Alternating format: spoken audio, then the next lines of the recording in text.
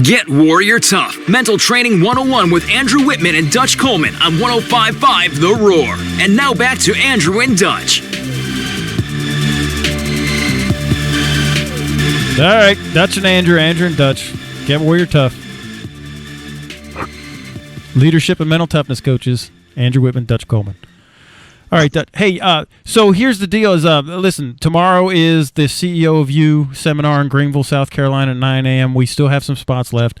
Go to the GetWarriorTough.com website, click on the tickets, use the discount code WCCP. Shh, don't tell anyone. But we have a couple spots left. So if you're in the area, even if you're even close, I know it's tomorrow, but come on and join us. You will not be sorry. I promise you that. I've got people coming from Hickory.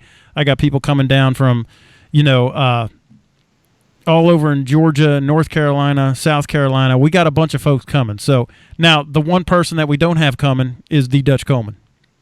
Yeah. I wish I could be there. A lot of people are familiar with my wife's job. She's recruiting, and so I'm not going to be able to make it down there, and unfortunately. But I am planning on, as we are planning on doing more dates, I'm planning on being able to fit that into my schedule and get out there and visit with some of you fine folks who supported me all this time. Yeah. And I'd love to support you in your growth. And that's awesome. And we appreciate that. And also, you're not just taking the day off. You actually have your meeting with prospective clients for Get Warrior Tough, and you got meetings coming up. So I appreciate you working your nose to the grindstone, and you're doing the tough thing, the hard thing. You're not just taking the day off. So I appreciate all the work that you put in to make our partnership fly, man, and I really do appreciate it. Well, I appreciate you, and I appreciate you saying I'm not taking the day off. Neither are the people that come to CEO of You. You're not taking the day off. This is an investment in yourself. This is an investment in your future. So you're coming there to work. You're coming there to listen, to absorb, to exchange ideas and information. So this is not a day off for you either. Look at it as an investment into your future. Yeah, that's all. It really is. It's a huge investment. You will not be sorry. I promise you that. So I'm excited to see you guys tomorrow. I'm hoping that the room is packed and that we're standing room only. That would be fantastic. The way it's looking, it's getting close to that right now.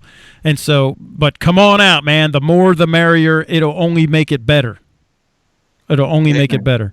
All right. And again, I'm not going to be there, but I encourage you to hit me up on Twitter at @DDutchColeman. Facebook, some of you guys are Facebook friends with me. Instagram. Find any way to get in touch with me because I want to know your input or your feedback from the event because it's going to be phenomenal. I know it is. I'm curious to see how you guys feel about it. So reach out to me afterwards and let me know how you felt about it. That's fantastic. And I was thinking that as we progress in this thing, I would have loved to have the technology in place to have you on like video conference on a big screen so you could like video address the crowd. We'll work on that. Wouldn't that be a great idea? That way we never leave home without Dutch Coleman. Well, hey, look, we're going to focus on the people in attendance. That's what we do. We do a great job of that. That will be fun. That will be definitely fun for me. But I'm so interested in you guys being able to sit in the same room with Andrew Wittman and hear what he has to say about you, about your life, about your future. And I'm excited. I wish I could be there for those reasons. And I'm looking forward to it, to the feedback. Now, Dutch, you and I spoke earlier today, and I asked, you said this so eloquently, I want to quote you and then give you a chance to talk about it. But you had been in where you weren't, you've sat in the live version, and then you've also been in like the webinar version where it wasn't necessarily as, it wasn't in the room with people. And I asked you what was the difference, and you said the difference was that it validated all of your thought processes being when you're seeing everybody else in the room go through the same thought processes, you have the same emotional responses, that this is so life-changing that it validated your position because of the other people were going through it with you. Now, could you just talk a little bit? It was just so eloquent the way you put it. I just loved it, man. Well, there's a couple things that are in play. Number one, when you're there live, you're feeling the energy in the room. You're seeing people nodding their heads. You're seeing the feedback that's coming in the questions and the discussion. You're getting the latest and greatest data because this is an ever-changing culture, ever-changing environment because we're getting new information every day that reinforces everything we believe. It enhances the things that we teach, real life data. So when you're there live, you're getting the latest and the greatest all the time. If you're there on a Tuesday and you're there on a Friday, things may change on a Friday. We're becoming even that much more confident in what we're doing because of the data that's available from Tuesday to Friday. So when you're in that room and you're seeing people getting answers to questions that they've had their entire lives, when they see obstacles falling out of their way as we speak, because you see the light coming on in different points of the seminar where people are like, oh, okay, that's what's been holding me back. Okay, I get that now. I understand now. You can see those lights coming on during the seminar, not only for yourself, but the people sitting to your left and to your right. You can see them shaking their heads. You can see them taking notes. And again, in their questions, in their responses, you're able to share with different people. That's the greatness of the Phalanx as well, because you're sharing, other people are sharing, and you're learning from their experiences. They're learning from your experiences. So there's nothing like that exchange of ideas and that joy when you see other people improving, and the joy when they see you improving. It's a great shared experience that is unlike any other. Right, and some of the data that you're talking about, there's studies, and we keep up with this stuff constantly. And what you just referenced was that peer-to-peer learning, where you're learning from other people and they sharing the experience of the social experience. There's studies out of Harvard that show that's how you make things stick.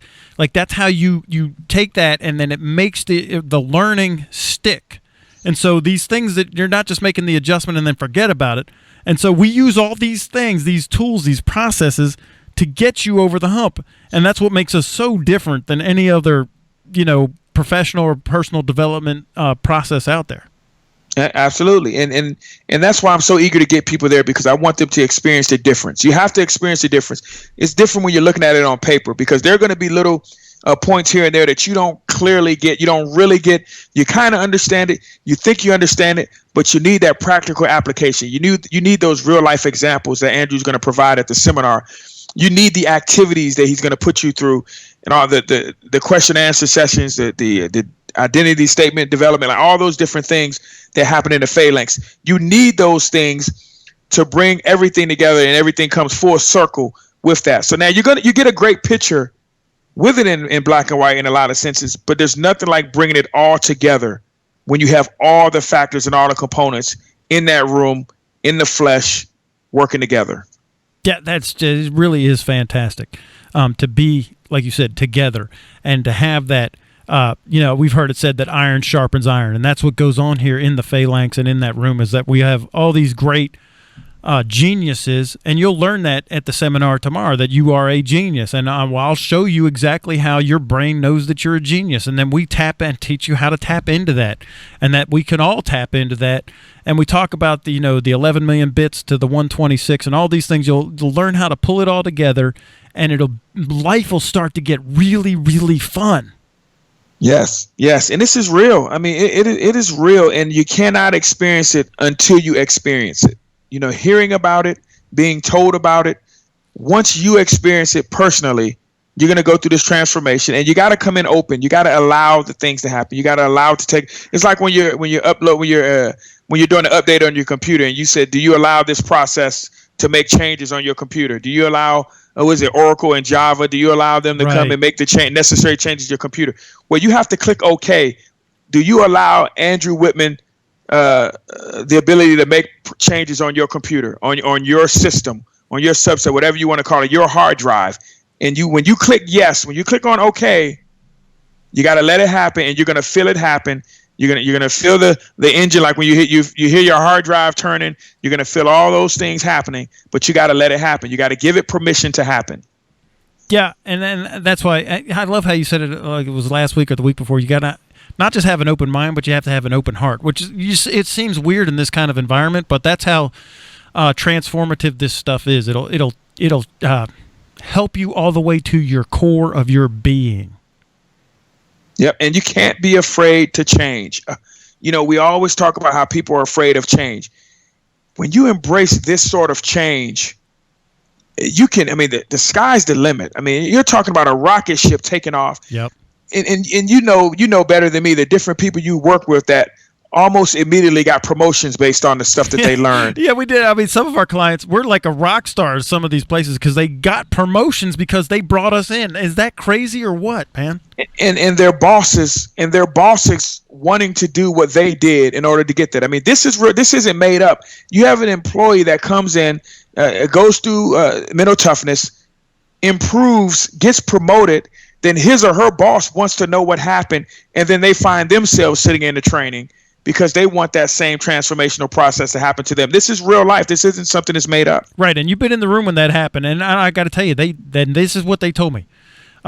Listen, they told us this is a no. The guy that got promoted, they don't have the budget money for this. He said, I fought for it. I got promoted. I said, we could find the money somewhere, and they did. And you know what? And my wife told me this. She said, people have the money for what they want to have the money for. Companies have the money, and this organization found the money, and it totally transformed the entire culture of the organization. I mean, it's mind-blowing. They're saying that the way they talk is different. The way they act is different. The way they interact with each other is different. The way they handle customers is different. The way they handle, the supervisor-subordinate relationship is different. The way they talk across generations is different. The way they talk to different personalities is completely changed. It's revolutionized the entire organization, and it's an amazing thing to have. We'll never leave there. Like they already signed. They're like, will you always make time to come back here when we ask you for yearly updates and stuff? I'm like, absolutely, man. It's funny when you think about it. A lot of people say it's not in our budget. If you look at the word budget, how do you spell budget? Budget, right? Yeah. Some bud's gonna go get it. Yeah. It's about what we need. We're gonna go get what we need to make our vision, our goals happen. So what's part of the budget is part of what's deemed necessary. So if I already have a budget in place, it's not changing unless it's something that's deemed to be necessary. We've all worked for organizations where the budget was set and nothing's touching that budget. But every now and then something touches that budget, and it's always something that's needed, and they go get that money. Somebody finds a way to go get that money. Some entity within their organization deems it important enough, they go get that money. So you have to find it within yourself to know that, first of all, you're important enough, even in your own personal budget. This is something I need to go get. Well, and I always laugh when people say it's not in my budget, because all that means is you've paid everybody else. You couldn't stop yourself from my budget. I'm over budget. That means is I don't have it in the budget. You've paid everybody. You're like a drug addict that you could not stop paying everybody else, and that's really what it is. And people have the money for what they have the money. They have the time for what they have the time for. And here's the problem with a lot of organizations, and this is the sad truth, is that they see their people as their biggest expense and not their biggest investment. Human resources is not a human resource. It's a human expense. Mm-hmm. And it reminds me of a scene from a movie, Coming to America, when King Joffrey, because I equate this to people who control the budget, right? Yeah. The people who control the budget are always talking about the budget, what they can't do with the budget. You control the budget. So when the king wanted to change the rule, his wife was like, you need to change that rule. She said, who am I to change the rule? She said, you're the king. Yeah, right. So the people that control the budget are the main ones that saying we can't do anything with the budget. You control the budget. It's on you. You can do whatever you want to do. Absolutely. And I just wanted to mention that King Joffrey was also Darth Vader. Yes. So he could double control the budget. That's Coming to America is one of my favorite movies of all time, dude. It's so funny. Don't get me started on movies. It's so good, man. And that, again, it's a great mental toughness movie because it'll show you the differences in thinking and how, the levels of thought from different perspectives. And it's just it's just a great mental toughness training movie. All right, Dutch, we got to take a break. We'll come back. I promise Cincinnati. We're going to get on to Cincinnati in just a second. A company that has happy employees will be more effective. A company that has employees that know how to deal with obstacles and problems will make more money. A company that gives their employees the tools to make those things happen is the company that turns to Andrew Wittman. Andrew has been teaching leadership, performance discipline, emotional intelligence, critical thinking, and mental toughness for almost 30 years. He's a veteran with combat experience in the Marines and experience as a police officer, federal agent, and security contractor for the State Department. His keynote speeches, half-day and full-day seminars are engaging, effective, and energizing. Your employees will leave feeling empowered. They'll learn how to foster better communication, build strong working relationships, develop crisis and conflict management skills, and more. Visit GetWarriorTough.com to read testimonials from people just like you. GetWarriorTough.com.